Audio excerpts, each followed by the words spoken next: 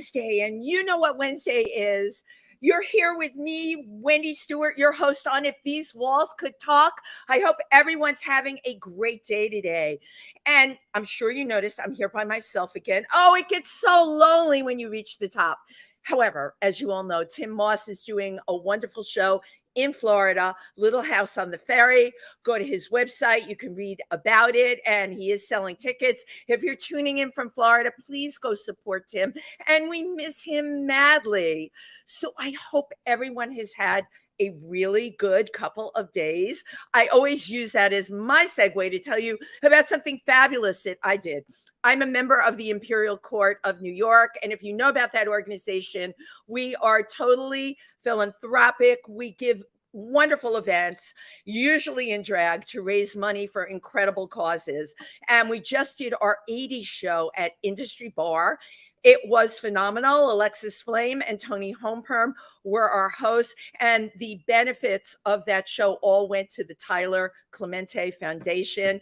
Jane Clemente joins us at all of the events that we raise money for that foundation. And it feels so good to give back. It feels good to give back because, my gosh, you know, my husband is really taken to watching the streaming news channels. And I have to tell you, I listened to that for like 15 minutes and I can't, because all of us have to remember, we've got to get up each day. This is our life. We own it. We've got to move forward and we've got to make good things happen, right? So that's why we all do what we do. So with that being said, okay, I'm super excited today. You all know that I am a member of the Explorers Club, and I've been dying to do this for the longest time. We have incredible people at the Explorers Club. There's only 3,400 people in the world that are members. Well, that number ebbs and flows, but they all are doing extraordinary things. And for the longest time, I've been saying, okay, I have this wonderful entertainment show, but why can't exploration be entertainment? Well, of course it can. You know, some of your channels like Discovery and the Science Channel, they know that, okay? So I have an incredible guest with me today. He's an adventurer, an explorer, a fellow with the Explorers Club. He hosts Unexplained and Unexplored on the Science Channel. And in August, he is going to do his first open water swim from Canada to Greenland. Why, you ask? To raise awareness about the Inuit people. But you know what? More than that, I could be sitting here talking about all the incredible things that he has done. He is fierce. He is fearless. And most of all, he is a heck of a lot of fun. Meet Justin Fornal. Come on in to our little studio. Really great to have you here today. Thanks so much for coming. Oh my God, this is so great. I like your colors. Thank you. We're feeling really colorful today, right? It's May, it's almost Memorial Day weekend. Getting weekend. Colorful and bright and magenta and lavender magenta and all the good things in the world. I love watching us here because you're one of the first guests I've had on that's like a lot taller than me. I better sit myself up in this seat and lean forward. Justin, just reading about you it's so exciting. And I'll tell you why. You there's no stone that you don't leave untouched. There's a million things I could talk to you about, of course. And I'm sure many people have, but I want to, Ethiopia has always had a very big place in my heart. Very special, I filmed there, and the northern part of Ethiopia, Lalibela, where the churches are, and they're into the ground, the churches, or some of them are so high up in the northern part of Ethiopia. My God, you're like a cliff dweller to get there, right? Absolutely. You decided one of your shows on Unexplained and Unexplored would be on, I always say this wrong, the Covenant of the Ark. I've been calling Ark of the Covenant. Ark of the Covenant, right. Yeah. I was calling it the Convent of the Ark. I was even calling it that over there. No wonder they looked at me a little strange. I'm like, absolutely. Where's the Convent of the Ark? That was such a fascinating expedition that you did. What was your thinking behind wanting to do that? Well, certainly, I think, when you start to peel back the layers of history, you have so many stories that people haven't even heard about. Right. But the Ark of the Covenant, in specifically something that at least most people have heard about through things like Indiana Jones and films and stories. Indiana Jones, right. So it is kind of a nice entryway for people. But I think what a lot of people don't know is that the Ark of the Covenant, as opposed to just being an ancient, really relic associated with Judaism, is absolutely central to Ethiopian Orthodox Christianity. And But it is right. It is absolutely at the centerpiece of that religion. Most people do not know that. And they also don't know that it was the cornerstone of Judaism coming from Jerusalem. Absolutely, yeah. And ending up in Ethiopia. Yeah. How the heck did that happen? That's what I call off the beaten path. What's very interesting, especially with Ethiopia, just in general, the one thing I do want to say is, it being one of my favorite countries on the continent, the motherland, is because it has such its own identity. And even if you look at a global religion like Christianity, the Christianity in Ethiopia is very Ethiopian. Yes. This is not, it does not come across as something that was forced by colonialism and pushing out the older religions. It's pure. It's very pure to Ethiopia. Form of Christianity. Yeah. But one of the beginning of the Ethiopian kind of the dynasty of the emperors that ended with Haile Selassie was that Melanik, his mother, Queen of Sheba, met with with the ancient, went up and met with the ancient King Solomon. Right. And they gave birth to this child. We're going way back. We're going back to the time of King Solomon. I've never done and that. I'm going to stop no, there because it is like a historian. This could, each one of these things could be a 1 hour rabbit hole. Right, So. it's right. It is, but we're going down the rabbit hole today. I'm I stopping promise you that. myself. No, we love the myself. rabbit hole. But okay, here's what was so interesting to me about watching the show that you did on it. You, everybody that you talked to, said that they had the covenant, every single one, every single person in Ethiopia. And if you've traveled to Africa and you know this, every person you talk to tells you that they've got the thing that you're looking for. Right. Every Every person told you that. They did, but at the same time, it in a way it is true. And if we think about something being strictly a historic relic, like a piece, and I'm not saying this religion or that religion, but a piece of the cross that perhaps Jesus was crucified. Got it, right. Or part Moses' staff. Right. That you have the actual historic piece, the true thing that is 2,000 years old, 3,000 years old. But then you have the other element that's taken on that spiritual identity. And it could have taken that on 1,000 years ago.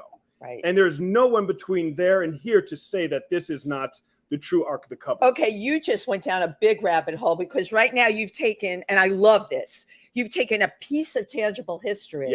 But you said if a person culturally assigns a spiritual meaning to an object, that could make it as real as the actual object, because who knows? Absolutely. So as a historian, how do you know that what you're documenting is the real thing? That's you just, there's very few ways to actually know. Right. And in Ethiopia, the Ark of the Covenant is more important now in Ethiopia in the everyday spiritual worship than it is in anywhere else in the world. So who is anyone else to say the true Ark is not there? Because in Judaism, in a lot of other religions, the Ark is really just a part of the Old Testament. It's a part of history. Right. It's not something that we acknowledge every day. Right. So that's why in Ethiopia, the true Ark of the Covenant, it is said it is in Aksum, in the state of Tigray, in this church that we're not allowed to go into. And even if physically that is not what Moses brought out of Egypt and was went on this journey for thousands of years, it is just as important as if it had. Right. Because to the rest of it, it's just a relic. Because but they're worshiping it. They're worshiping it. So to your point, I mean, are things just a relic, or the minute we assign a spiritual belief to something, does it give it more importance? Let's take it one step further, because I get into these Bible discussions with everybody. How do we know, what is real? What is real? Is it history that's passed down and adjusted according to somebody's belief? To go down an interesting rabbit hole, one of the things we relating directly to what you're saying. Right. I've been assigned a very interesting case to one of the things I was very fortunate to do was to track down the skull of Nat Turner, who left the most successful slave rebellion in American history, get it from the person who had it, returned it to the descendants. To the family members. And I have to ask, what made that particular story so interesting to you? We were doing a documentary for National Geographic about it, and I got a call on a Saturday night. Would you help produce this documentary about the legacy of Nat Turner? And this was when the film came out. Birth of a Nation. Yes.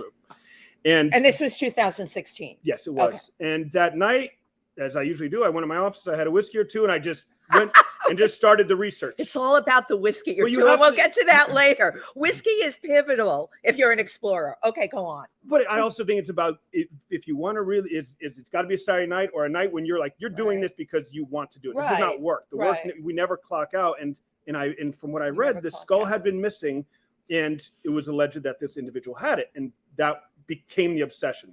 Getting it to the descendants, getting it to the family. The individual that had it, I mean, they had stolen it, or had it been passed down to them? What was once the story again behind? It's a very long story, but there's a great, if you look up Nat Turner's skull, National Geographic, I wrote an article that traces where all the hands that the skull was passed to, the relic was passed to. But the reason I'm saying this is this led to another case that I've been working on for quite a few years, and that is the skull of the Native American leader Geronimo. Get out. Which it is believed that in 1918, one of the Bushes, the great-grandfather of George W. Bush, actually went to his grave site at Fort Sill with other members of the Skull and Bones Secret Society out of Yale, and took the skull from the ground with two femurs and brought it back to the tombs in New Haven on Yale University. So this is really bad stuff. They stole the skull. Yes, Prescott Bush, right. So all my the descendants of Geronimo contacted me after the Nat Turner case and said, "Would you help us get this relic back?" And I said, "Absolutely, 110%." So all the research I've been doing shows that the skull that they took, they did believe it was Geronimo, but due to where they took it and how the tomb was described, there's a good chance it was someone else. But let me ask you something, and you're far more knowledgeable than I am with this. With all the DNA testing, couldn't they have done the testing to see? Can they do it? If they will give us the skull and they will admit to having a skull, absolutely, we'll be able to prove or disprove who that is. Right, who that is. But what this comes down to is, if it's technically not Geronimo's skull, is it worth fighting to get it back? And I say yes, because it was stolen and taken with the intention that this is the great Geronimo, and it was used over the last 100 years saying this is Geronimo's skull. Inappropriately. With the disrespect, with whatever it was, and with the family, when they found out about this, them knowing. So, of course, it could be like, oh, well, I just found this at a flea market. No, you owned it with the intention of this being this human. You know, maybe it's an effigy. It'd be like someone taking a picture of you and using it in a negative way. They have, believe me, with social media, it happens all the time. But I totally understand what you're saying. It interests me that you are such a cultural detective. And what is it within you that makes you want to right the wrong? The wrong happened, you want to make it right. Why have you taken on this mantle? I think because it will keep me up at night and it becomes an obsession. And I don't, just personally, and it's a great question you ask. In my heart, I don't tolerate bullies of any sort. Love it. And bullies can be historic. And I've been, comfortable enough with any kind of confrontation throughout my life that if I see someone being picked on, or even in a bigger level, I physically, mentally, whatever, I'm going to act on it because of my honor. I cannot sit back. You're the person that they say, if you see something, say something. You're going to be the one you're going to say something. No, I'm going to do something. Yeah, you're going to do. Who am I going to say it to? Got it. I'm going to call a number so they can. You're just going to do something. I'm going to do something. Justin, were you raised a certain way, or this is just in you? I mean, do you take after a grandparent, or because what you're describing, there's not a ton of people that do that. I don't know. It is amazing that you want to go back in history with things that people have forgotten, and you want to make it right. We'll do our best. I love that. But it's so much of this stuff, nobody cares, and it just gets swept under the rug, and people get high. They get drunk. But people get high, and everybody wants to talk shit. Everybody wants to puff up their chest. Right. Then comes Monday, it's like, are we going to ride? And everyone else is like, we should put, everybody forgets about it. And that's how you get results, is if it keeps you up at night and it's like you're seething until you right this wrong, or at least come to a conclusion about this situation. If you don't get obsessed, don't start. I love it. And I would say that your obsession is passion. It's part of the passion of you for everything that I have learned about you. When you were a kid, were you an explorer then? You were a defender, you've already said it, but were you an explorer? When did that all happen for you? Just another kind of funny. Yeah, it's just a funny, silly question. To I have try fun. to I'm think loaded back. with funny, Well, silly these questions. are very. No, they're great, but they're very personal, and it's. Yeah, well, you know what? You're Justin the person, and when I said to him, I could have a 5-hour show on this guy or more because of all the incredible things you've done. And on this show, we really want to highlight people that have done extraordinary things. Why did they do them? So did you, as a kid, you said you grew up in rural Connecticut? Grew up in rural Connecticut in the woods, and because my dad had grew up in the city and wanted to be where he could.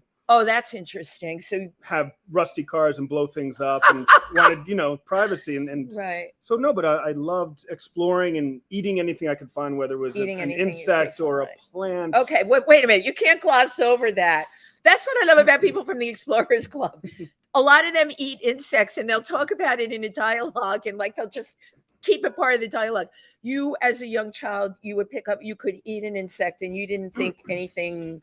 I just wanted to experience the world anyway. Curiosity. And smell and touch and taste. Certainly made sense. And, my mother took me to, the little local emergency room several times because I'd come back right. from the edge of the stone wall with, berries on my something. And she'd be like, what did you eat? What did you eat? And were you the kid that was you were that kid then? Absolutely. You have siblings? Yes. I have one older sister. But she wasn't that. She was easy.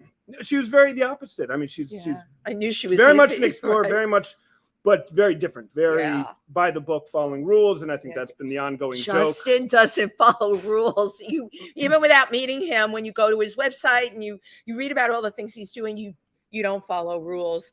Why do you think you don't care about the rules? Why do you think your focus is the bigger mission? I feel like the rules are.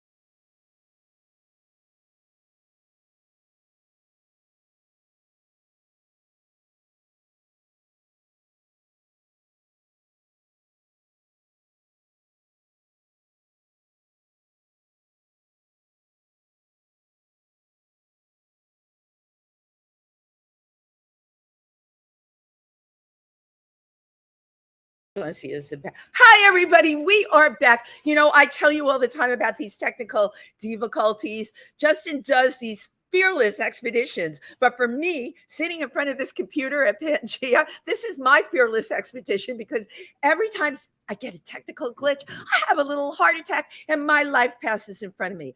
But enough about me. Let's get back to what you were talking about. Well, just about technical glitches, one thing I will say is please, you'll do these things, you'll make a documentary, you'll go through all this work, and then you show up and all of a sudden the tech doesn't work and everyone's waiting to watch it. And that's more nerve-wracking than it is. And I'll tell you why, because you know what, when we're here, we're serving it up to you. We're serving up an incredible story. And Lord knows my guest today has so many incredible stories. So I am going to circle back, of course, to the Ark because I want to talk more about that. Mm-hmm. How you really did hold your cool, but was it frustrating to you? You're going all over Ethiopia and everyone's telling you they've got the Ark, but they can't show it to you. How do you deal with that? Well, I knew that going in, and the one thing to understand is when we're making a show for something like Science Channel, Discovery Channel, you're on a tight schedule, Yeah, unfortunately. you I are. don't want to be on a tight schedule, which is why we've started our organization to take our time doing these. Right. You can't rush in for 2 weeks Right. and expect the entire country to cooperate with you just because you're coming from the US and you're you have there. cameras. It's like, piss Right. off. Like, this is our world, our life. We were lucky to be there. So to me, the most important was just being respectful and making those friends and then going back. Go back 5 times, and then slowly you make those relationships. Right. And I think that's what's most wrong with TV and entertainment, TV especially, is they call up and be like, hey, we're calling from, we're going to make a show. And it's like, these are individuals' entire lives. And we're going to come in and we want to say, hey, I know you found this thing and you spent 20 years finding it. We want to film it. Don't you want us to film it? And excuse me, we're this channel, and we're that channel. Right. And Justin brought up, you know what? We're down another rabbit hole, but I love you for saying this. You really brought up, you have such respect for culture. You've got such respect for the people. That's very obvious. And a lot of the time in media, they come in with cameras blazing. And the person, you're right, it's their job. They're protecting the Ark. They believe in it. Yeah. It's their culture. And you cannot come in and start exploiting people that way. Exactly. And that's a hard line that I draw with any product. And that's the reason. One reason I just continue to kind of shy away from television in general is you go in there and you read, there's not enough sensitivity in approaching other countries and other cultures in a way that you have to go there and really bow down. This is their turf. Just because we have the fucking cameras and whatever, it doesn't mean anything. It means nothing. You have to. And so I said, I have much more respect for a monk in Ethiopia who's living in the mountains than some douchebag television exec in Los Angeles. I love it. Douchebag television exec. We've had everything said here. Haven't heard that one yet. Totally love it. No, I completely love your commitment and that you are dancing to your own drum. You're just going to do what you believe in. That was very obvious, though, in that piece that you made. You and who was your co-host on that? Emiliano Rupra. Great guy. Emiliano. Such respect that you looked at every single one of these people that told you they didn't have the Ark. Nobody had the Ark. Let me tell you, when you're shooting on location like that, and I've done it with tribal people in Ethiopia, you're hot, you're sweaty, you're getting bitten up. Sometimes your stomach doesn't feel great, and sometimes the conditions are terrible. These guys not only kept going, your interest gets more and more piqued, right? When you're watching what they're doing, your determination and the way you depicted the people, you showed their sincerity and their reaction to you knocking on their door saying, hey, you got it? Well, you have these isolated places. And if the Ark is if the Ark is more than a historic relic, if it is something that has this magnitude of almost nuclear power, then love that. Right. Then if it really is what people believe it is historically and scientifically, then it is something that you would want to hide. Right. It's something you would not want to fall into a despotic leader's hands and be able to use it in the wrong way. Exactly. And you just hit on something because you have given the spiritual meaning to relic, right? What's a relic? What do we think of with a relic? It's an old thing. Oh, it's a relic of your grandfather's. Oh, it's a relic from when you infuse the relic with spirituality, it becomes another thing. And you and I are on the same wavelength, but I get into this argument all the time with people, especially scientific people, that, a relic can't have a life. It can't have a spirituality. I believe that if the person believes in the life of the object that they have, then you brought it to life. Then it's not just a relic.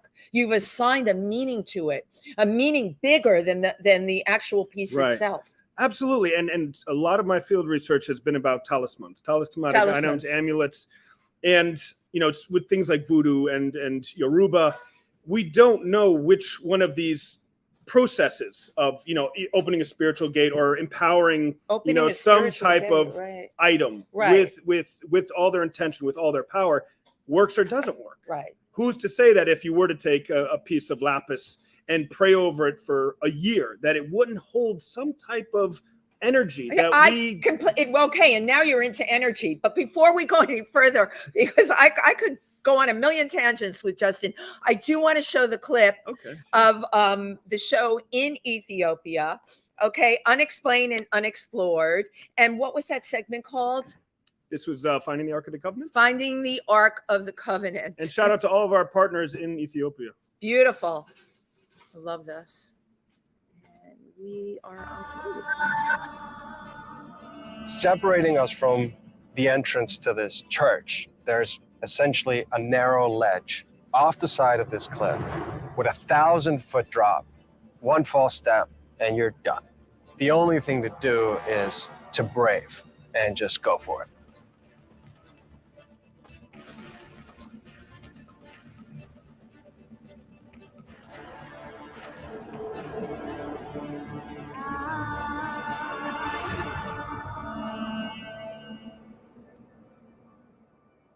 Look at this.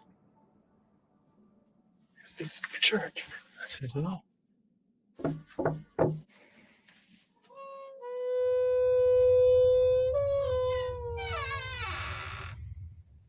Hello. Salam. Welcome to our church. May we come in? Yes, please. Please, thank you. Wow, this is incredible. As you walk into this place, I mean, I've never seen anything like it. The walls are covered in these gorgeous illustrations. It smells like incense. I mean, this place is ancient, it's mystical. This would be the perfect place to hide the Ark. We've traveled a long way to get here. We've been seeking the Ark of the Covenant. We're seeing the possibility that it might be here in this church.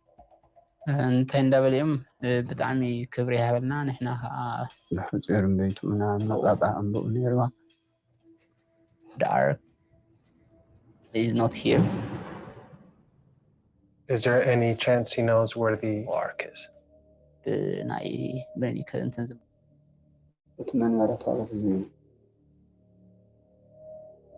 the ark is somewhere hidden. This place is completely isolated. It takes an impossible trek to make it here. It would be a perfect place to hide the Ark, but based on everything we've learned, if the Ark isn't here, my gut says that it's hidden somewhere close. Wow. I love somewhere close. Yeah. You've got these cliffs that you can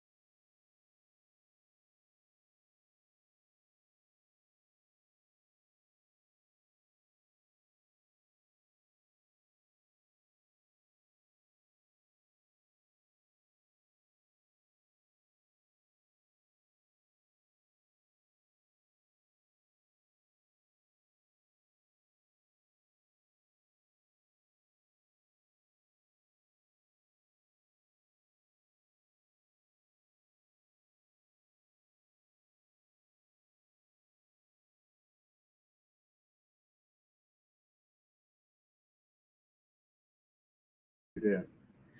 Hi, everybody. We're back. It was all that talk about those cliffs. Justin, I felt like I have such a fear of heights. I felt like we were jumping off that cliff. What were you thinking when you were walking along there? That ledge is a little weird. The ledge is a little weird, and I love heights. I love mountain climbing, but I like to use my hands. And when you're up on your legs, certainly, and then the wind picks up, you just feel like, well, this could go south very quickly, Yeah, south, literally. Right. It adds a whole new meaning to going south straight down. But I think, and just for your comfort level, in terms of first time you climb a face, or the first time you walk across that's when you feel this wobbliness. You feel this kind of, I could just fall. I might just fall. Right. But then after you do it a few times and you go get lunch and you come back and we do pickup shots, by the end, you're kind of just, you feel like you could run across it. So it does, you work up a tolerance. Excuse me, two things he said. You go get lunch. I wouldn't be able to eat for a week.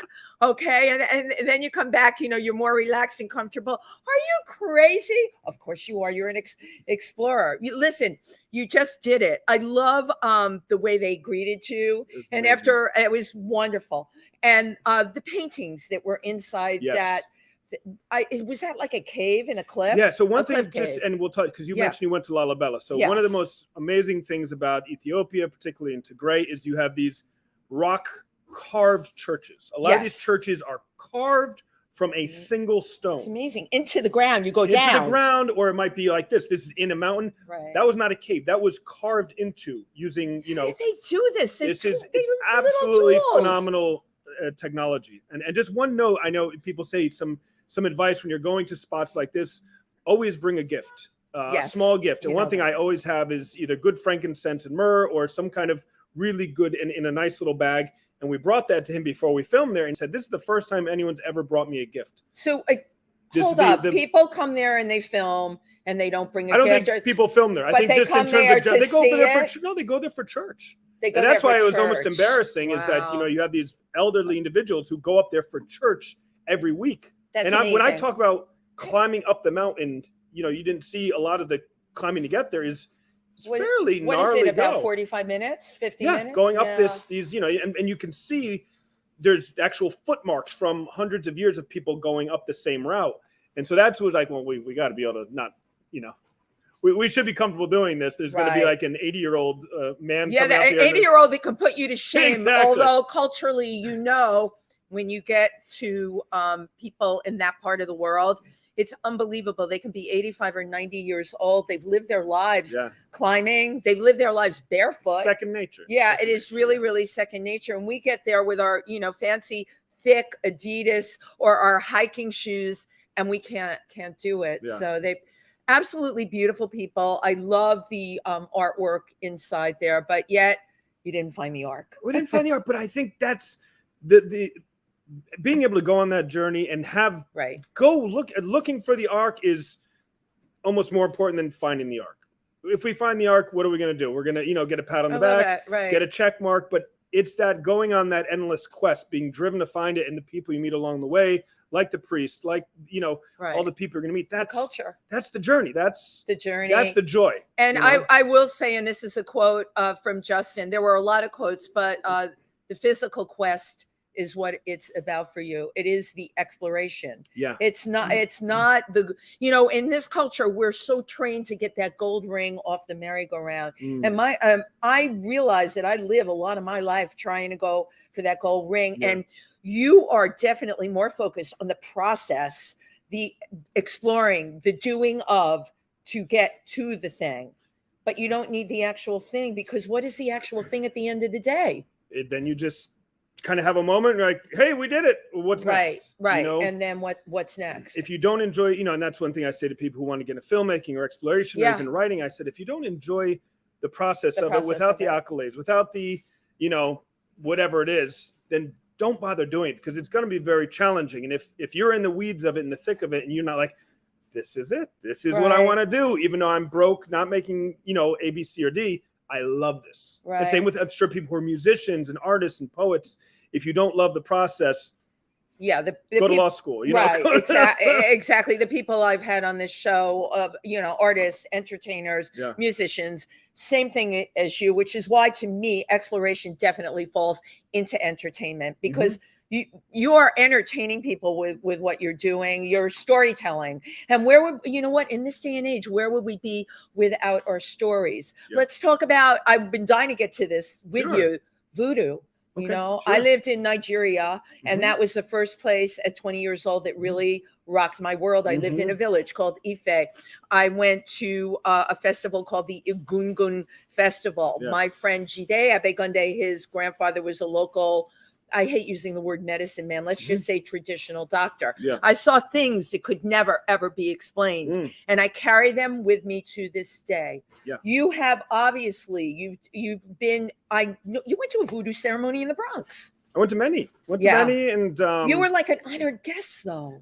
Well, I have a dear friend, Mamba Rose, Mama Rose, Carlene, yeah. and she's a voodoo queen who lives in Jamaica, Queens. That's a priestess, right? She's a priestess, yeah, right? Mambo, and Mambo, we've done yeah. many things together, and she buried me in a coffin alive in Van Cortlandt Park in the Bronx for a ceremony. I'm from the Bronx. I didn't know that kind of stuff went on. It was definitely Okay, tell me what that walking was like into the park with a coffin, digging a hole big enough to fit a coffin in without anyone noticing. I think Right. shows that we know very little about how many bodies are actually buried in our New York public park. Actually, you're 100% And I can right. speak true that I was buried in the coffin. They put the lid on, and we went down, probably not 6 feet, about 2 feet. You were in a shallow grave. We call was it a shallow grave. Jason.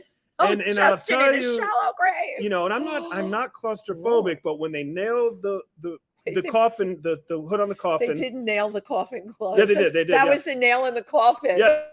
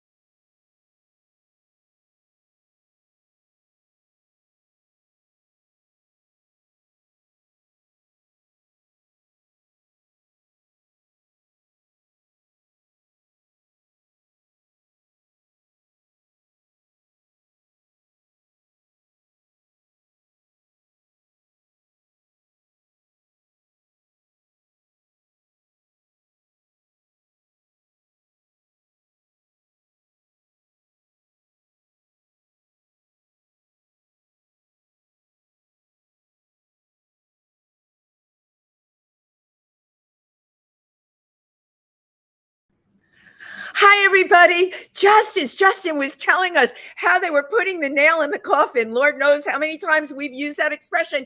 He had it really happen. And boom, we disappeared. But like magic, right? Because we're all talking about magic and spirituality. So we're back with you right now. And my next question for Justin, what happened when you heard that final, that tapping?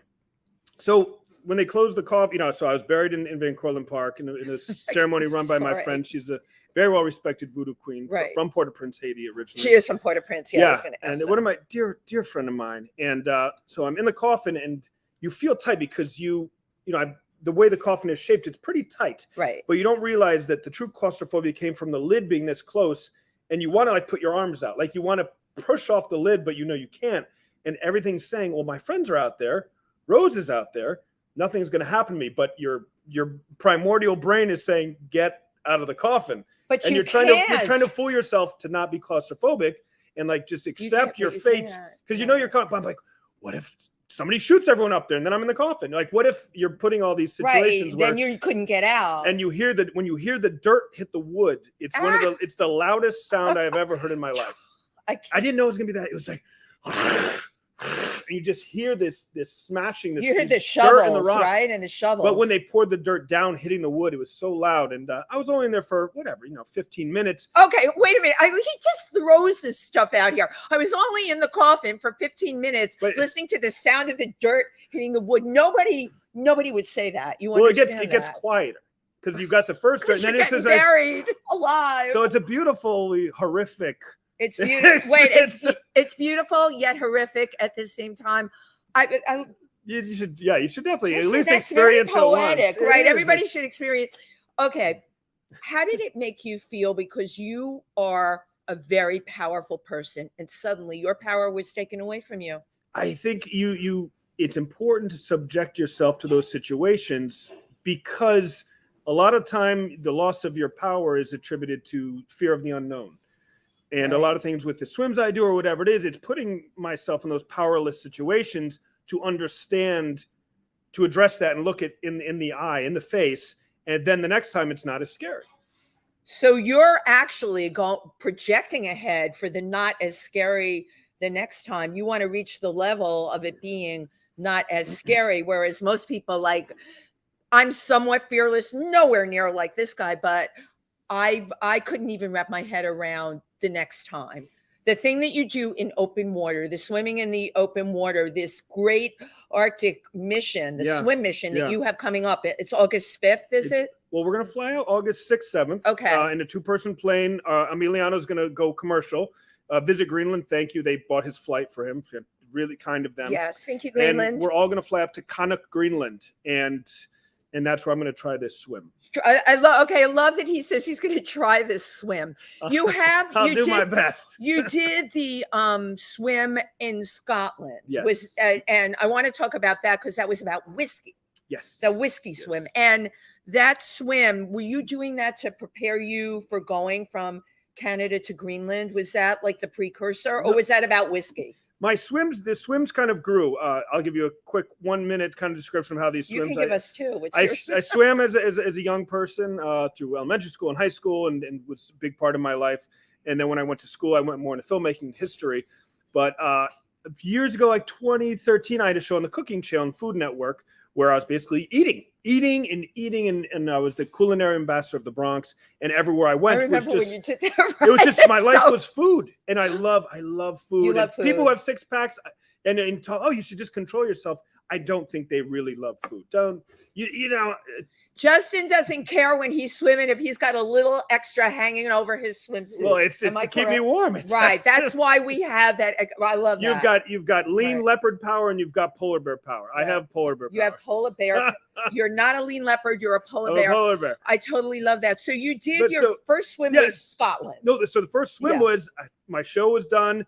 I was overweight. My cholesterol was high. And I said, what am I going to do? I'm getting out of the food writing world. And so I said, I'm going to swim the length of the Bronx. No one's ever swam the length of the Bronx. So I swam from Yonkers out to the very bottom in Clayson Point, 8 miles. And it was a big news. Man swims the Bronx River. And every year after that, I did another swim. And I lost 50 pounds. I was from swimming. And so everyone's like, what are you going to do next year? So then I swam Newark against gang violence. And then I swam Camden, New Jersey against, gun violence or whatever it was. Every year there was a different swim. And then slowly it got bigger till we did the swim around Isle of Scotland. Wow. And that, okay, but I don't want to gloss over this. Yeah. Every single swim that you've done, and most of what you've done is to raise awareness. You're raising money. Yeah. You're raising awareness and you're raising money. And I can't think of a more beautiful way to do philanthropy than you're using yourself in such an unusual way. Why do you think it's so important to you to give back? Well, I think with the swims, everybody wins. I get in shape. I stay in shape. I stay strong. It gets me away from editing or whatever I'm doing. That's kind of, in one place. So it's like, getting ready, like, oh, I'm going to be in this wedding in 6 months. I better be able to fit into the tux. The swim is the thing that's, making me like, wait, I've got to be an athlete and not, a bacchanalian drinking, eating monster. My friend calls it a chunk feta. Whatever it is, yeah. It's just like just enjoy, too much. Right. And it's that thing that keeps me disciplined. So, and it's something that's, I think naturally there are people who are great climbers, great runners. I'm a terrible runner. I'm a terrible cyclist, but water and swimming has been something I've been naturally good at. And that's always your strong suit. It's just what your thing is. Right. Like I said, I have a friend who could not run for 2 years, and then he could be like, I'm going to do a 5K in a week. And that's how I am with swimming. Got it. It's something that you can do.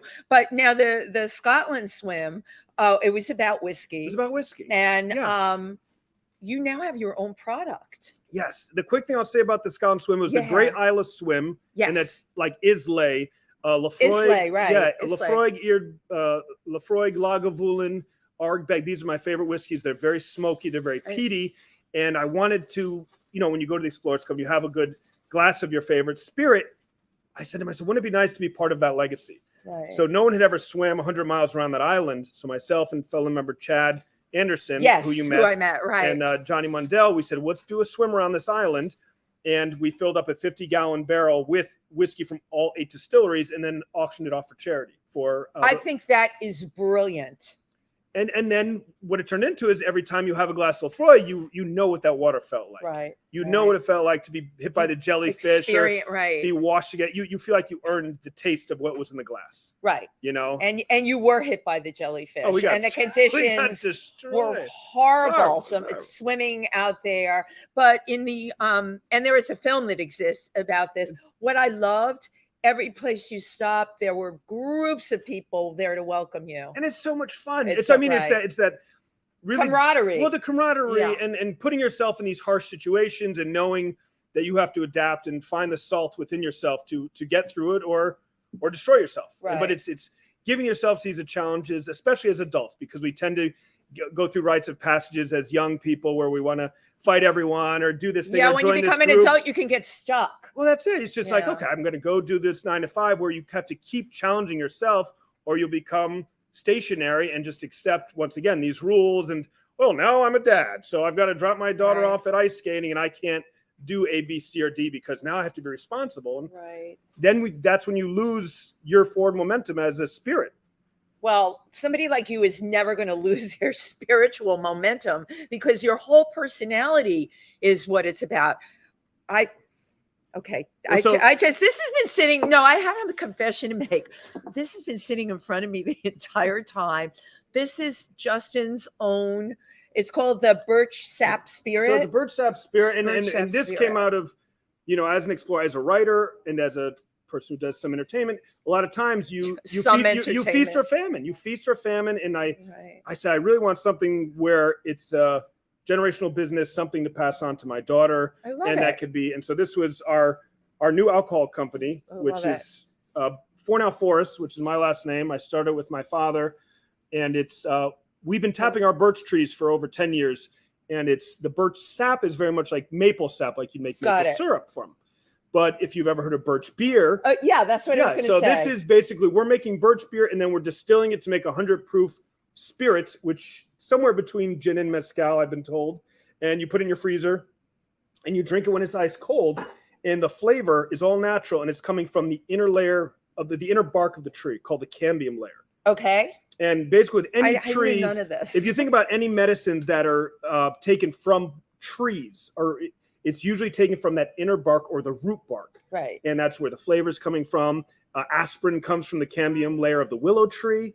So many of the medicines we have today came from finding some way to get the chemical compounds from the inner barks of trees. So that's what's in this glass, and that's what's giving you this almost wintergreen flavor. And it's amazing to me what you've just said, because indigenous people know this naturally in any part of the world that you go to, whether it be any of the tribal people in Ethiopia or the Inuit people, they all know this. They know how to get the medicines or anything they need from the plants and the trees around them. Yeah. And someone asked, is that white birch? So we use this sap from white birch, black birch, silver birch, golden birch. A lot of them are kind of interchangeable, but the bark that we use is coming from the black birch. Black birch. I grew up coming up from the bus stop. We have a long dirt driveway, and every day I'd break off a little birch twig and chew on it.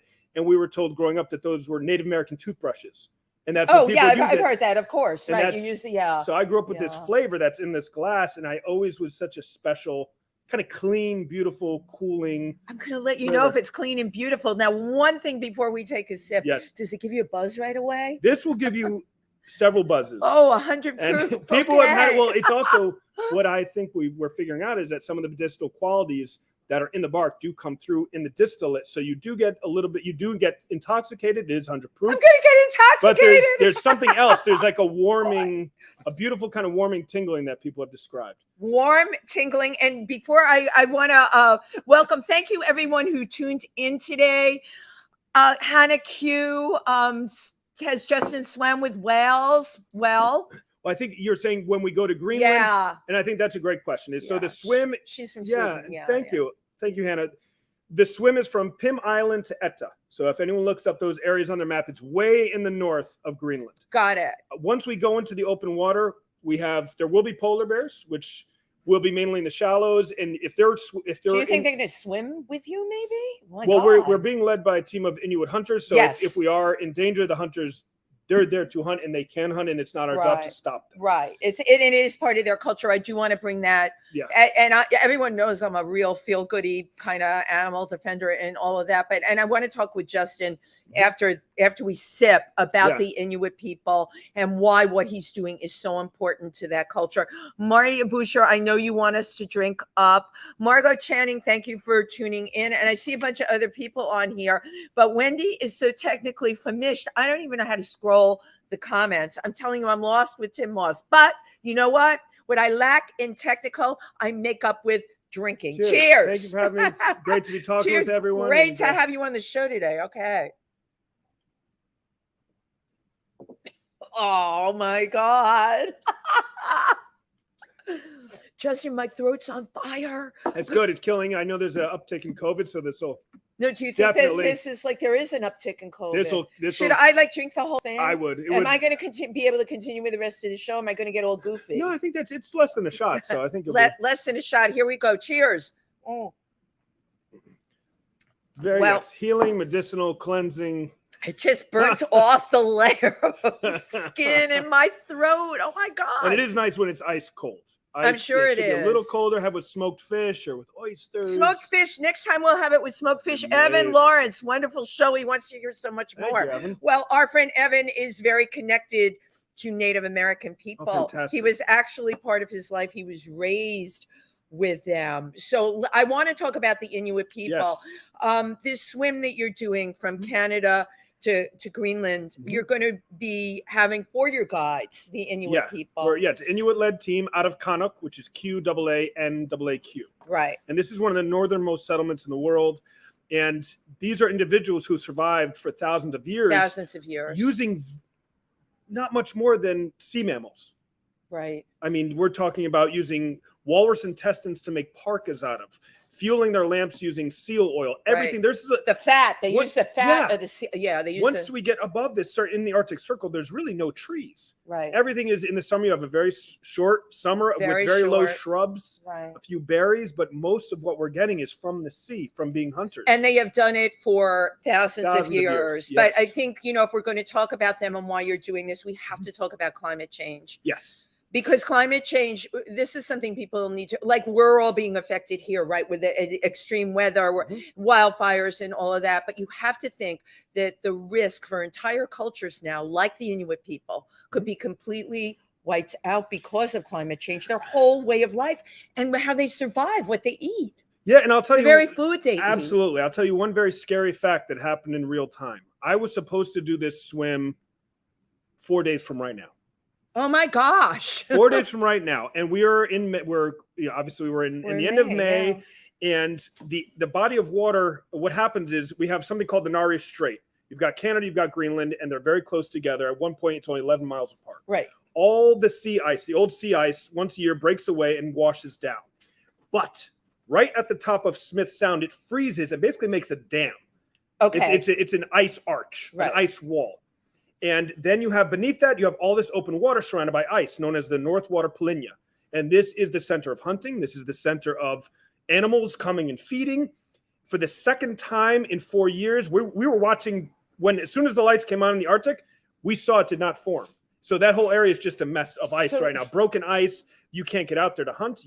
The animals can't get there to feed. Right. So that's why my swim was moved to August, because the situation that should have been there, as it's been for the last 10,000 years, did not happen again for the first time in the second time within 4 years that this ice arch, this thing that's been forming for thousands of years, did not because of global warming, because of climate change. And this is a huge thing that Justin's just talked about, because think about it.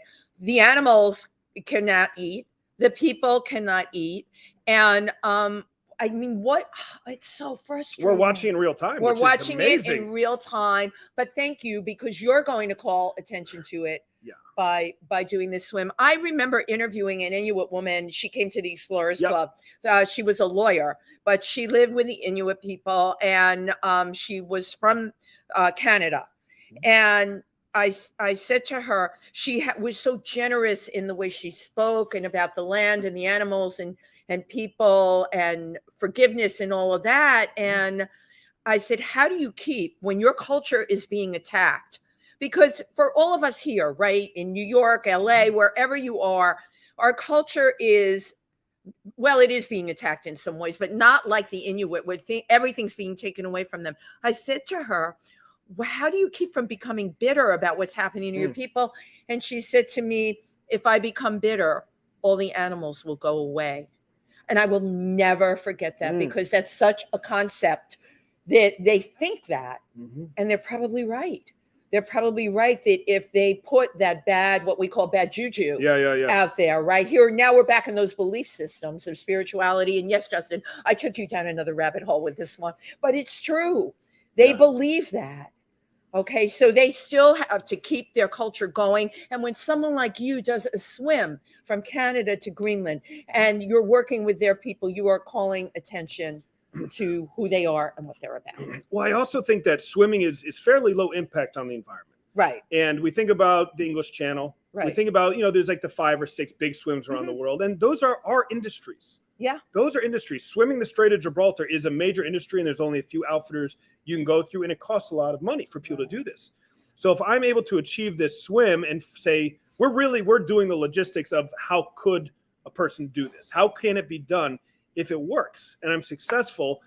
We've set up the blueprint for other business model for the people of Canuck, as opposed to people being like, hey, I want to go kill a polar bear. I'd be like, no, I want to go and swim this, or I want to kiteboard this. Ways that are low impact ways for people to say, why would I go up here? Well, come see this culture while it's still here and engage the culture, and either do the swim or do whatever it is, engage Smith Sound in a way that's non-destructive. Exactly. And beautiful, and come up, and especially as cold water swimming and getting in cold water is becoming a bit more in fashion, I think. Of course. Because of all the case studies showing that it is beneficial.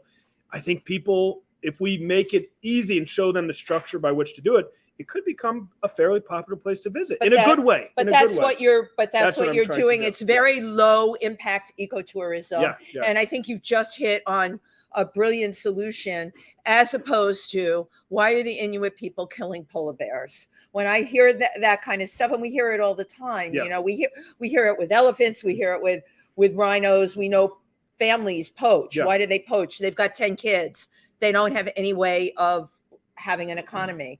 We need to all know that we and the people that live in these places are able to respond if we give them a business model. And that's what you're doing. So absolutely, kudos to you. But also traditional hunting, it will be shown even by conservation groups that traditional hunting has basically zero impact on animal populations. Traditional hunting. If we're talking about even people like the Hadzabe, who are one of the oldest tribes in East Africa, in Tanzania, they're true hunters and gatherers. They're one of the last on the planet. They're allowed to kill whatever animal they want, because if they were to kill a giraffe, they would move their entire village to that giraffe carcass until everything is gone, used up. As opposed to somebody coming who's, some rich person flying in who wants to kill a beautiful animal and take a picture, as if using a high-powered rifle is some sort of achievement. Right. It's like shooting fish in a barrel. So that's why I said there is room for traditional hunting by the people who have been doing it for thousands of years.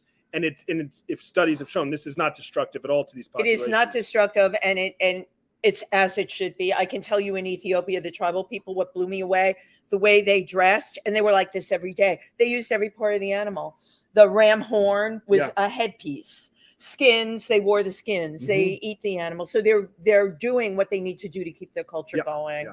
I have had my eye. You brought this fabric. Tell me the story with this fabric. Yeah, sure. Justin brought all of these. It's like show and tell. Do you remember, ladies and gentlemen, when we had show and tell in school? Okay. Well, one of my favorite things is ancient textiles and collecting and writing about and preserving. And a piece I did for National Geographic was all about the natural dyes of Oaxaca, Mexico. And this is cotton that has been dyed using nothing more than snails. How do you do that? So you would take, this is, I think, 2 skeins of cotton, but you'd have this draped over your shoulder if you're a snail dyer. You'd walk out into the ocean, and you'd be taking these small puta snails, and you squeeze them and milk them, and this yellow solution comes out. And then as it's exposed to the light, it slowly turns blue, and then within 2 hours, it turns this beautiful purple. That is absolutely brilliant. And the first thing I did, because you had told me earlier that you had something made from snails, it doesn't smell bad. Not bad anymore. No, I purposely did not wash it because I think the smell is important. Oh, because I was like, oh my God, I'm even wearing it. It's fabulous. And this is so this is what the Mixtec people would use to make something like this. This is a pozahuanco. This is a traditional wrap that the Mixtec women of where are they from? In Oaxaca. In Oaxaca. Would wear this with nothing else. They would usually wear this with no shirt. This is the traditional clothing. And if you take a look at that, is it Phenotype de Don Luis. So this is the snails. It's the snails again. My God. And this is a small insects here, and then indigo, of course. So this is a cochineal, which a lot of us in the audience have probably had in red food dye over the years, and certainly even a lot of fabrics in America will still use this as a dye. It. Wow.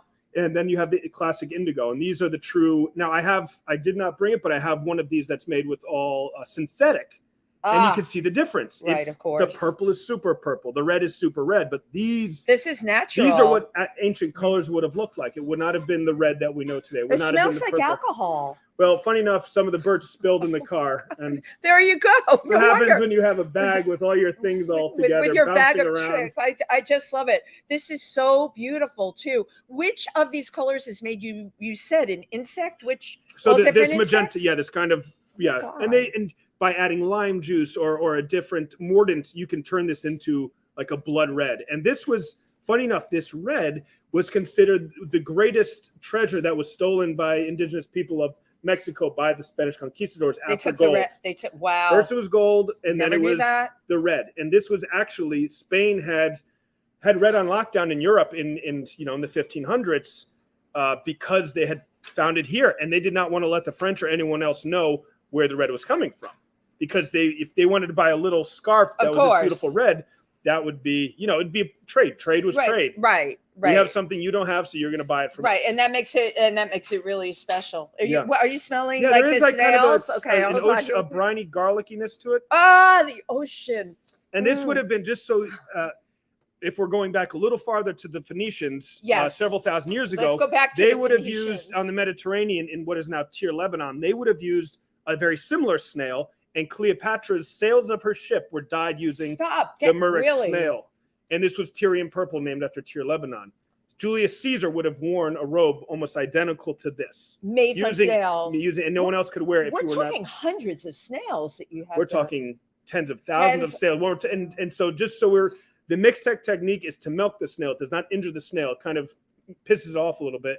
They put it back in the ocean. It comes back. The ancient Tyrian way is they'd have these pits and get 10,000 snails, put them in there, and crush them up. I don't want to think so just showing it was a far more destructive method. Right, but I didn't know when you said the milking of the snails. Yeah. Thank you for explaining that, because I thought they killed them to do that. They did not. No. They do not. So it's humane, and you get this is beautiful color. And I think I'm going to embroider like a white jacket with that. Oh, how great! So, or get an entire jacket in this color. Yeah, I know. This beautiful lavender. Well, while we're talking about insects, I read a piece about you. There's a cockroach is it in Vietnam? Yes. Yeah. Tell me about like squeezing. There's no, because this is fascinating. You know what? We're all on this earth. Think about the insects on this earth, right? We live with them, and it's not just like regular cockroaches. Insects all have a purpose, as we do. Yeah. So tell me about this particular. This is my first expedition. This is what got me into really wanted to be a professional explorer. The cockroach. I was reading. I was I think I was still in college. Was reading the Guinness Book of World Records about. It said the world's rarest condiment, and it said caquong. Caquong is, and it looked just like this. It just like a clear liquid. But it was the thoracic exudate of Lathoceras indicus, meaning it's this exudate that comes from a valve. Mouthful. And it's the giant water bug. So I'm sure we've all in New York have seen a water bug the size of a small lobster. Right. And it's similar to that, also known as a toe biter, because they're tough little they'll eat you can't kill them. They're very hard to kill. You can be hitting them and they don't die. Right. And if anyone, it is a relative of the stink bug. So if anyone's seen a stink bug and crushed it, you smell that really strong aroma. Lathoceras indicus has this perfume that the males produce to attract the females, like a pheromone. And going back thousands of years in Vietnam, people would extract this from thousands of bugs and get it and then add it to a sauce, add it to wine, you know, and during even like the Vietnam conflict in North Vietnam, when people were fleeing, this was their quote unquote liquid asset. Oh, You had a few vials of a Cao liquid- Quang, Right. it would be worth hundreds of dollars. You'd leave everything else, but if you took this Cao Quang, it was very valuable if it Right. was truly made from insects as opposed to just like everything now, the artificial. synthetic one. Yeah. So did this happen in a restaurant or somebody prepared this for We you? walked- How do we taste yeah. Cao Quang? Is it Cao Quang? You Did I can say- go, yeah, if you want to taste what Cao Quang tastes like, go to the easiest way is go to a Thai or a Vietnamese market and Okay. ask for Mang Da, which is MANG space DA, Mang Da. Meng Da. And that has like almost this candy watermelon sour apple flavor to it. And that's the real smell of it. I've smelled it straight from the bug, and that is, it All right. smells like a Jolly Candy, Rancher. watermelon, apple. Jolly Rancher, yeah. It smells like it smells. And they sell the artificial one here in any Thai market in New York. It tastes like a Jolly Rancher. Yeah, and like I said, the best way to experience it is you know, and make a Cao Quang martini. Oh my God. It's just make a martini and put love one it. or two drops, Right. and you'll get, it's very powerful tasting. So are people, where do I have to go to get this martini? You know, I've been drinking Cosmos. Now I may switch and try this Cao Quang. Yeah, yeah. Will it light you up the way this birch did? Yeah, it certainly will. No, it's a good question. Why does Yeah. it attract humans? It was just something I think that, like most things, of course, it's thought to be an aphrodisiac, but I think and a lot of my studies been about historic aphrodisiacs. Usually, the rarer the item, the more powerful it is. Of course. And also in dark magics, the rarer the thing we're sacrificing, the more powerful it is.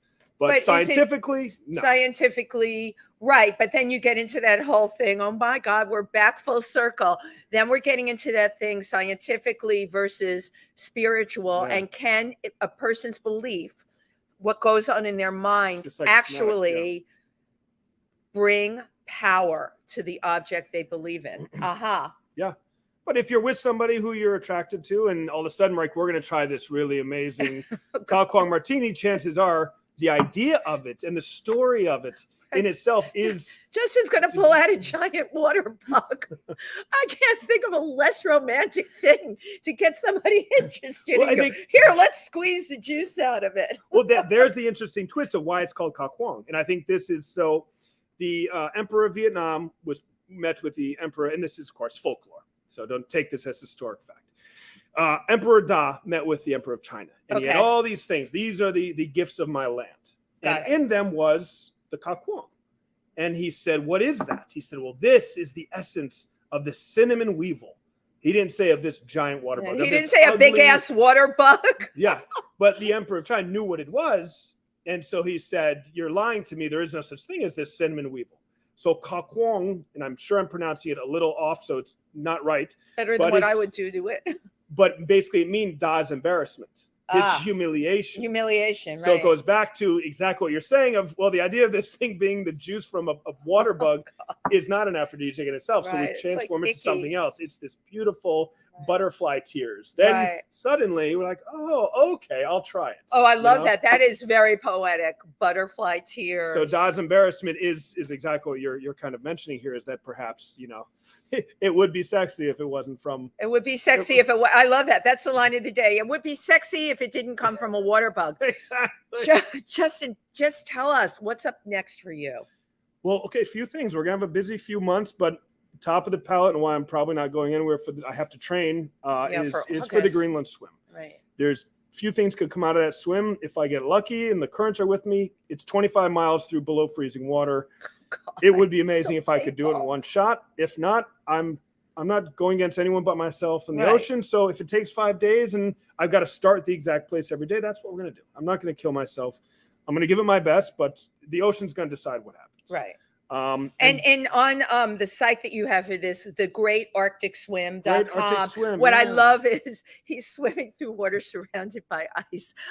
I got freezing and paralyzed just looking at it. It's great. It was a great visual. It's an interesting thing because when you're out there, you have this strange sense of playing. You're like in this place you're not supposed to be, which is in the Hudson River when it's Right. filled with ice. But once you get comfortable with it, it's like playing in the snow or playing in like a Playing sandbox. in the snow. You're walking on ice. The ice is breaking, but it's okay. Right. I got the wetsuit on. I have the gear. I'm comfortable. You're ready. Yeah. And then we will be doing a project in Somalia and Somaliland, hopefully in September. And then October, November, the thing I've been wanting to do for 10 years is this project about ethnic minorities in Iraq. Love it. And I'm meeting a gentleman tonight here at the Explorers Club from Iraq who's here. He just spoke. He's speaking at the UN this afternoon. Excellent. And then this project, I'm telling you, I think will be my favorite thing I've ever done. Because when we think of Iraq, a lot of times, unfortunately, we just think of what we're told by the media and about Islamic extremism. But this is the birthplace of many religions. Absolutely. That they still remain there. You've got the Mandans, the Mandaeans, you have the Yazidis, and they have these beautiful ancient religions, many of who are on their last few thousand people. So we want to go there and celebrate these cultures, tell their stories, and let people also see that Iraq is one of the cradles of civilization. It is cradles of civilization. The written word. Beautiful antiquities there as well. Yeah. Which you listen, when you're doing the work you do, you're calling attention to all of this. Thank you so much for joining us today. My pleasure. People can follow you on your website. I think Instagram is the best. Instagram. It's at Justin_Fornal, only because I don't do too many things on social media, but that's a place where it's very easy for me. As a technical dinosaur. You put up that one picture. I take a picture, I put it up, I can say a few things, and I can keep it moving as opposed to. No, you brought up a good point. I use all the social media venues, but lots of people love Instagram. For someone like you, for a real explorer, incredible picture, a comment or two, call it a day and move on.